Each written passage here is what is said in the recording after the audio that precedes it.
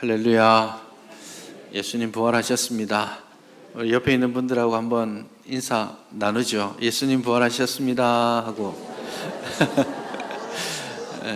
예수 부활하심이 나의 부활인 것을 믿으시기를 바랍니다. 태초로부터 인간이 타락한 이후로 모든 인간은 죄의 종이 되었고 사망의 종 노릇하게 되었습니다. 가장 두려운 일이 죽음이죠. 그러니 우리 살면서 죽는다는 말을 평생 하고 살잖아요. 더워도 죽겠고, 추워도 죽겠고, 아파도 죽겠고, 좋아도 죽겠고. 사실은 이 죽음을 극복하고 싶은 우리의 기저에 있는 욕망이 그런 데 있지 않나 생각합니다. 그러나 그 죽음은 예수 그리스도의 부활로 말미암아 온전히 극복되었습니다. 예수께서 부활하심으로 말미암아서 부활의 첫 열매가 되셨고, 예수 안에 있는 모든 성도들이 예수님의 그 부활의 열매를, 그 은혜를 누리고 부활의 두 번째, 세 번째, 네 번째 열매가 되는 것입니다. 그 때문에 예수님의 부활하심이 가장 실존적으로 우리에게 다가오는 것이죠. 그런 의미에서 여러분, 기독교회는 부활신앙이 없으면 성립할 수가 없습니다. 교회 신앙 고백의 본질은, 모든 열매는 부활에 있다는 것을 우리가 믿으시고, 이 부활 소망 가지시고 이 생을 살아가시고 내세의 소망을 새롭게 하는 여러분 될 수 있기를 바랍니다. 오늘 본문이 예수님의 부활하심으로 말미암는 산 소망에 대해서 말씀하고 있습니다. 여러분, 이 땅을 살아가면서 누구나 어떤 형태로든지 기대와 소망을 가지고 살아갑니다. 여러분들의 소망은 무엇입니까? 한번 점검해 보십시오. 사실은 소망이 없는 삶, 어떤 소망도 어떤 기대도 할 수 없는 삶이라고 한다면 그 삶이 과연 유지될 수 있을까요? 모든 소망이 다 끊어지고 나면 삶의 의미가 있을까 싶습니다. 학생들이 공부를 하는데 공부해서 뭘 얻고자 하는 소망도 없어요. 그냥 하는 거라면 그게 어떤 기대와 소망, 또 어떤 지금 삶의 동력이 되겠습니까? 직장 생활 하는데 어떤 기대도 소망도 없이 그렇게 한다면 참 불쌍한 일 아니겠습니까? 모두가 사실은 소망을 가지고 살아가는데, 이 소망이라는 것이 사실은 본문 가운데서도 그렇지만 점검이 필요합니다. 모두가 소망을 가지고 살아가는데 그 소망이 올바른 소망인가? 이 질문을 꼭 해야 합니다. 우리가 이 땅을 살아가면서 소망하는 그 소망의 내용들은 대체로 현세적인 내용들일 가능성이 많습니다. 이 땅을 살아가는 모든 사람들이 꿈과 소망을 가지고 있는 것은 내가 열심히 일해서 좀 더 편하게 살고자 하는 소망을 가지고 있다든지, 내가 열심히 공부해서 이걸로 좀 좋은 직장에 가보고자 하는 소망이 있든지, 좋은 직장 가서 열심히 일해서 노후가 보장되기를 원하는 소망이 있든지, 어떤 형태로든지 그 소망들이 있는데, 대체로 그 소망들은 현세적이고 사라질 소망들이라고 말할 수 있습니다.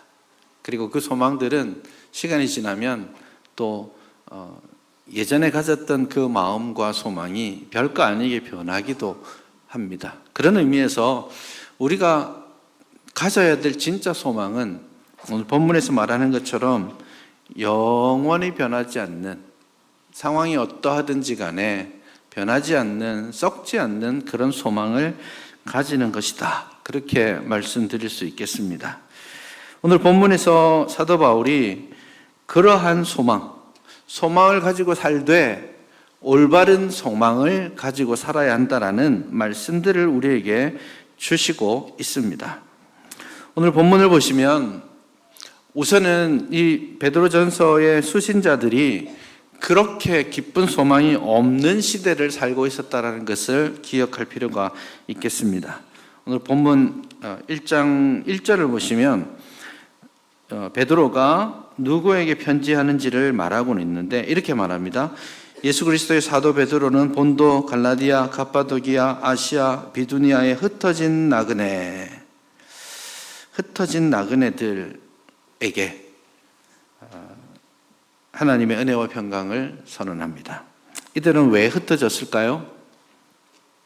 이들은 예수 믿는다는 이유만으로 어려움을 겪고 핍박을 당해서 자기가 살던 본토를 떠나서 흩어져서 나그네처럼 살고 있는 겁니다. 그러니 베드로전서의 수신자들은 기본적으로 시험과 환난으로 흩어진 나그네와 같은 삶을 살고 있는 사람들입니다. 그와 같이 현재 고난과 어려움, 낙심할 수 있는 상황 가운데 있는 사람들에게 베드로는 사한 소망, 영원한 참된 소망이 있다라고 말씀하고 있는 것이죠. 산 소망의 근거가 오늘 본문에 나와 있습니다. 3절 우리가 읽은 본문을 보시면 하나님에 대해서 먼저 소개하는데요. 우리 주 예수 그리스도의 아버지 하나님을 찬송하리로다. 그렇게 말합니다. 우선은 소망이 우리에게 있는데 그것이 산 소망이 되고 참된 소망이 되는 근거를 말합니다. 세상적으로 보면 내가 소망을 가지고 내가 열심히 노력해서 쟁취해야 하는 거잖아요. 그렇기 때문에 그 소망은 참되지 않을 수 있습니다. 내 노력에 달려 있으니까. 그러나 본문은 우리에게 있는 사한 소망, 영원한 소망이 나에게 달려 있는 것이 아니라 하나님이 누구신가에 달려 있다라고 말씀합니다. 그 하나님을 이렇게 소개하죠. 우리 주 예수 그리스도의 아버지 하나님. 이 표현은 참 귀중하고 의미가 있는 표현입니다. 하나님을 우리가 고백하는데 베드로는 우리에게 우리 주 예수 그리스도의 아버지 하나님이시다라고 고백합니다. 시간의 순서, 논리적 순서로 따지자면 하나님은 세상을 창조하셨고 인간이 타락했고 예수님이 오셨고 우리가 예수님을 믿는 이 흐름이 있는 것 같지만 우리가 하나님을 만나게 되는 길은 오직 부활하신 예수 그리스도 외에는 없습니다. 그러니 창조주 하나님을 고백한다라는 말은 구속하신 예수 그리스도, 부활하신 예수님을 내가 믿는다라는 말입니다. 그러니 우리가 만나는 하나님은 사실은 예수 그리스도의 아버지 하나님이 처음인 거예요. 그런 의미에서 우리의 구원, 우리의 신앙이 예수 그리스도의 부활하심과 그 부활하신 그 예수님의 아버지 하나님을 만나는 데 있다라는 겁니다. 잘 몰랐는데 예수 믿고 나니까 하나님이 어떤 분인지 깨달아지기 시작하는 겁니다. 알고 보니 하나님이 선지를 창조하신 하나님이고 알고 보니 그분이 우리를 사랑하시는 하나님이신 거예요.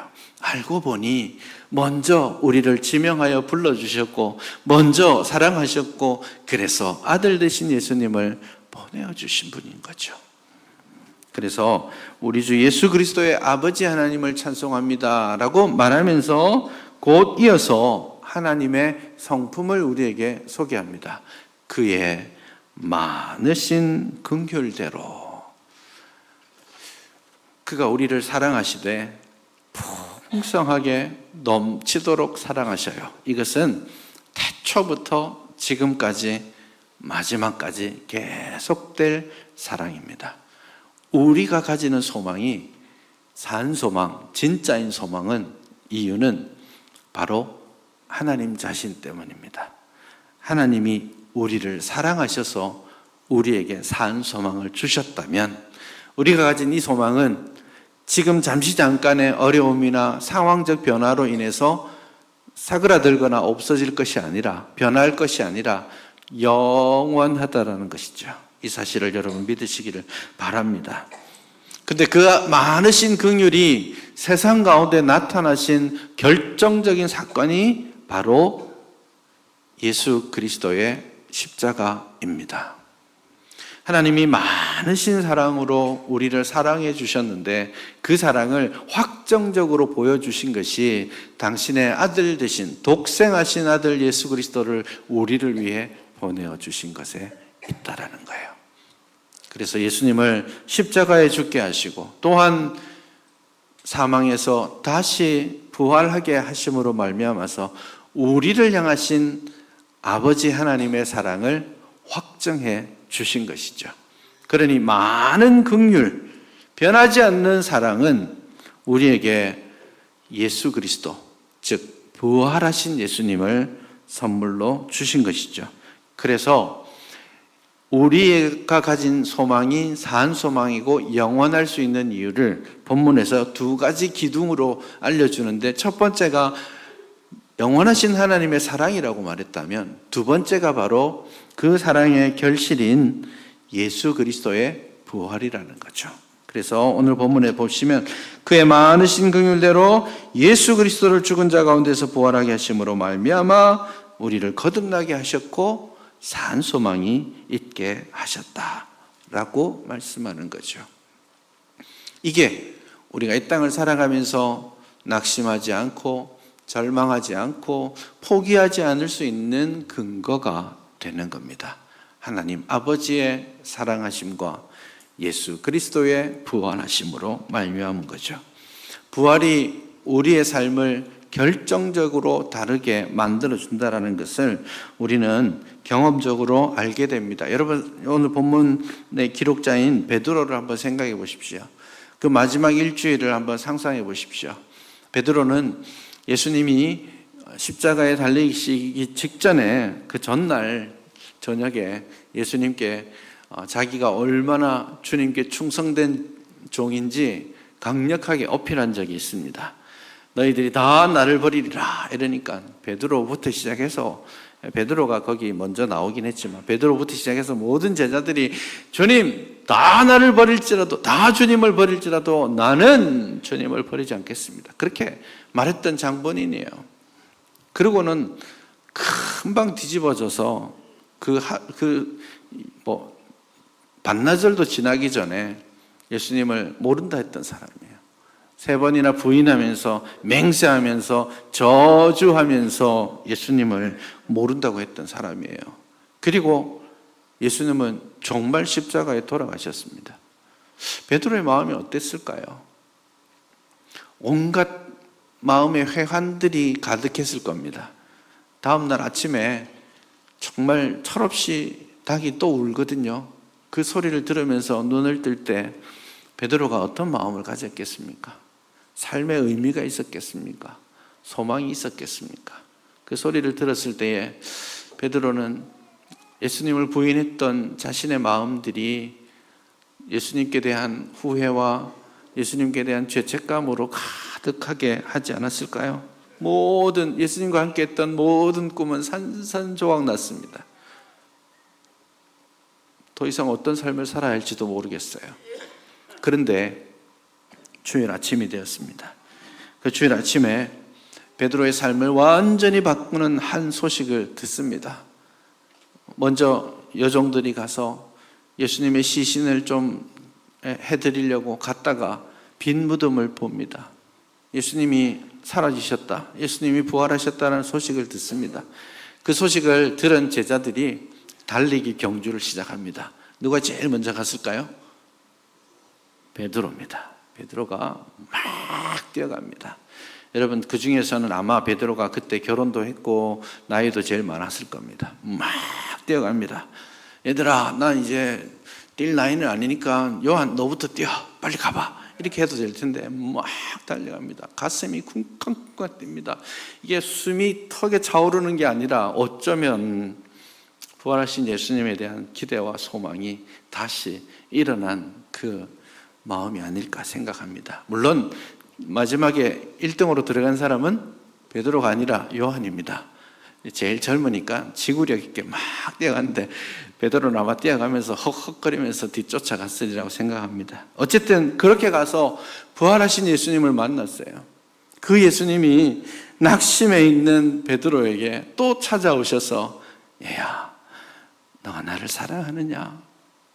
그걸 3번이나 정말 나를 사랑하니 다시 사명을 새롭게 해주시는 거죠. 베드로의 삶이 바뀐 거예요. 예수님의 부활을 믿는 믿음이 베드로의 삶을 결정적으로 바꾸었습니다.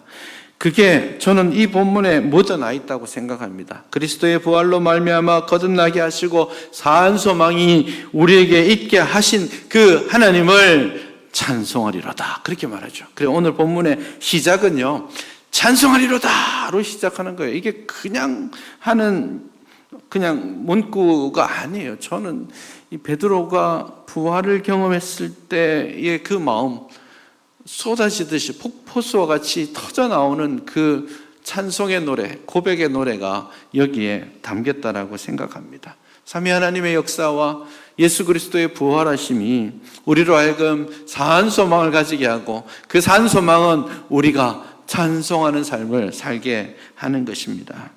긍휼이 많으신 하나님, 부활하신 예수 그리스도에 대한 믿음이 우리에게 소망을 주시는 겁니다. 이 소망의 특징을 바로 다음 절에 더 자세하게 말을 하는데요, 이 소망은 세상이 가지는, 세상에서 줄 수 있는 소망과 전혀 다릅니다. 4절을 보시면 썩지 않고 더럽지 않고 쇠하지 아니하는 유업을 잊게 하셨다, 그렇게 말합니다. 우리에게 사한 소망을 주셨는데 그 소망은 썩지 않고 더럽지 않고 쇠하지 않는 유업을 주는 것과 같다라고 말씀합니다. 세상에 있는 소망들은 아까 말했듯이 썩어집니다. 사실은 이 땅에 있는 모든 것들은 썩어지고 쇠하여집니다. 이건 우리가 뭘 기대하든지 상관없어요. 사람의 몸이든 사람이 만든 건축물이든 무엇이든지 만드는 그 순간부터 쇠하게 됩니다. 우리는 태어나서 더 잘 이렇게 자라는 것 같지만 사실은 1초도 쉬지 않고 죽음을 향해 가고 있는 사람이죠.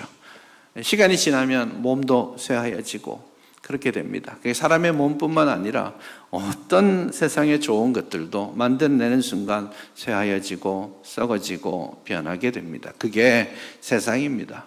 물리 법칙이에요. 거스를 수 없는 법칙입니다. 그런데 베드로는 우리에게 산 소망이 있는데 그 소망은 썩지도 않고 더럽지도 않고 쇠하지도 않는 유업을 받는 것이다, 그렇게 말씀합니다. 오늘 여기 유업이라고 되어 있는데 이 유업이란 말은 예전 개역 한글 성경에는 기업이라는 말로 잘 썼습니다. 기업이란 말은 구약적 맥락에서 보면 하나님께서 약속하신 약속의 땅을 주신다라는 뜻입니다.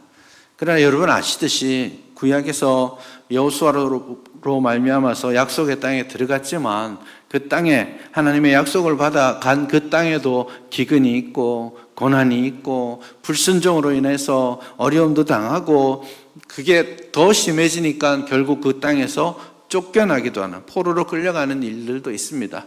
이 땅에 있는 유업이라는 것이 그러한 것이죠. 그러나 오늘 본문에서 약속하는 유업은 이 땅에 있는 유업이 아닙니다. 썩지 않고 더럽지 않고 쇠하지 아니하는 유업을 잊게 하시는데 그걸 오해하지 말라고 다시 풀어서 설명하십니다. 곧 너희를 위하여 하늘에 간직하신 것이다. 우리의 소망이 영원할 수 있는 것, 우리의 소망이 썩지도 변하지도 쇠하지도 더러워지지도 않을 수 있는 이유, 그 소망이 어디에 있기 때문에요?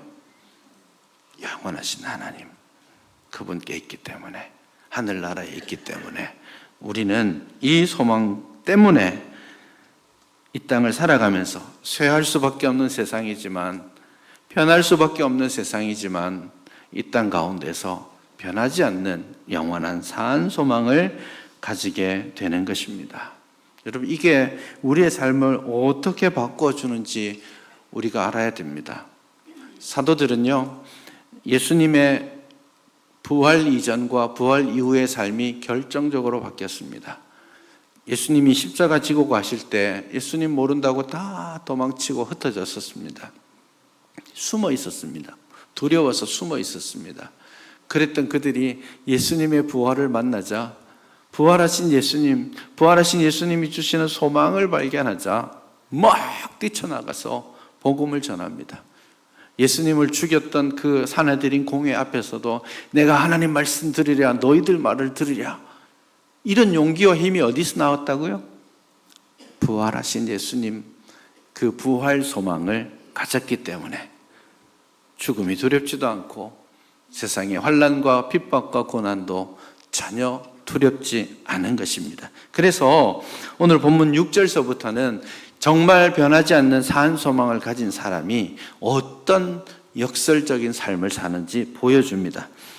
6절 보시면 그러므로 너희가 이제 여러 가지 시험으로 말미암아 잠깐 근심하게 되지 않을 수 없으나 오히려 크게 기뻐하는도다. 여러분, 소망을 가진 사람, 믿음을 가진 사람의 가장 중요한 실체적 특징이 뭐냐라고 묻는다면 기쁨이라고 본문은 말합니다. 잠깐 근심할 수 있는 여러 일들이 있을지라도 오히려 크게 기뻐한다. 이것을 한 번 더 강조하려고 8절 마지막에 보면 말할 수 없는 영광스러운 즐거움으로 기뻐한다. 그렇게 말씀하죠. 내일에 대한 소망, 내세에 대한 소망이 있는 사람은 오늘 이 현실 때문에 낙심하고 절망하지 않을 수 있게 되는 것입니다. 산 소망을 가진 사람의 역설적 삶은 역설적 기쁨입니다. 시험이 있어도 환난이 있어도 물론 그것이 우리를 잠깐 근심하게 할 겁니다. 그렇지 않습니까? 뜻하지 않은 고난에 있을 때, 뜻하지 않은 질병을 만났을 때, 뜻하지 않게 소중했던 관계가 깨어지는 순간을 만날 때, 뜻하지 않게 원했던 직장에서 그만두게 되는 순간들이 있을 때, 내 인생의 방향을 원하지 않는 방향으로 틀어야만 하는 순간들을 만날 때 우리는 잠깐 근심하게 됩니다. 여러분, 이 말 잘 기억하셔야 됩니다. 잠깐 근심하게 됩니다.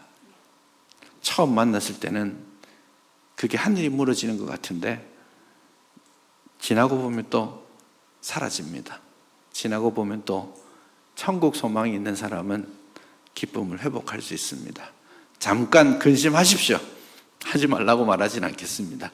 근심거리 있을 때, 고민이 있을 때 눈물 흘리시고 하나님 앞에 그거 내어놓고 기도하실 필요 있습니다. 그러나 잠깐입니다.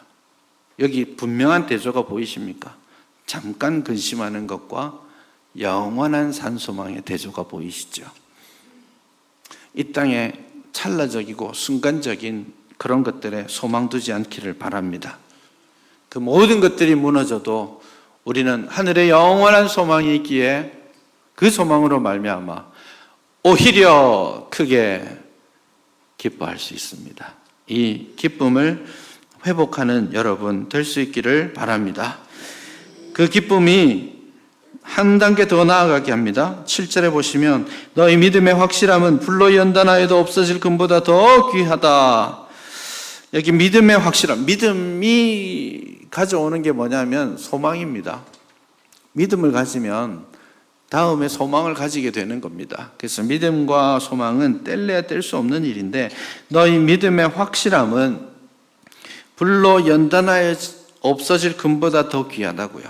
이게 뭐냐면 우리가 잠깐 근심하게 하는 여러 가지 시험을 만날 때 우리는 어떤 생각을 가지냐면 믿음과 소망을 가진 사람은 이것이 불로 연단하는 것이다 라는 것을 기본적으로 전제한다고요. 불이 불로 연단했을 때 타서 없어지는 것은 불순물입니다. 가짜입니다. 그건 없어져야 돼요. 근데 여러분의 인생이 여러 가지 시험을 만나고 불같은 시험을 만났을 때 다 없어질 것 같은 생각을 하지 마세요. 진짜 소망을 가진 사람은 그 불같은 시험이 오히려 불순물을 제거하고 순금같이 되는 기회가 되는 것이죠. 그래서 여러 가지 불같은 시험을 만나도 믿음이 자라는 겁니다. 믿음이 더 성숙해집니다. 그것이 오히려 연단을 받아서 하나님 앞에 더 순결한 믿음을 가진 사람이 되는 것입니다. 큰 기쁨과 확신을 가지고 시험이 올 때 그것을 담대하게 극복해 나가는 용기가 거기에 있는 것입니다. 어디서부터 출발한다고요? 영원한 산소망을 가졌을 때, 그때부터입니다. 그리고 8절에 가서 보시면 예수를 너희가 보지 못하였으나 사랑한다. 이것도 되게 역설적인 겁니다. 아니, 한 번도 본 적도 없는데 사랑한다니요. 이거 좀 어색하지 않습니까? 여러분, 예수님 사랑하세요? 봤어요? 보신 적 있습니까? 신앙적으로 기도하다가 느꼈다든지 그런 것들 간증하는 사람은 있지만 물리적으로 예수님을 본 사람은 아무도 없습니다. 그런데도 굉장히 신기하게 역설적이게 주님 사랑한다라고 고백하잖아요. 이게 믿음과 소망이 우리에게 주는 중요한 가치입니다. 주님 보지 못해도, 만져보지 못해도 주님 사랑합니다. 무엇보다도, 그 누구보다도 더 주님 사랑합니다. 이렇게 고백할 수 있는 겁니다. 그 고백이 예수 그리스도의 부활 소망으로 말미암아 우리에게 주어지는 것이죠. 예수님 봤으면 더 좋았을 것 같죠? 지금 베드로전서를 쓰고 있는 베드로는 예수님을 보았죠. 근데 흩어진 나그네와 같은 성도들은 예수님을 못 본 사람이 대부분일 겁니다. 그러면 베드로가 좀 더 나은가요? 그렇지 않습니다. 오늘 본문에서 말하는 예수님, 우리가 보지 못한 예수님은 사실은 베드로도 보지 못한 예수님이에요.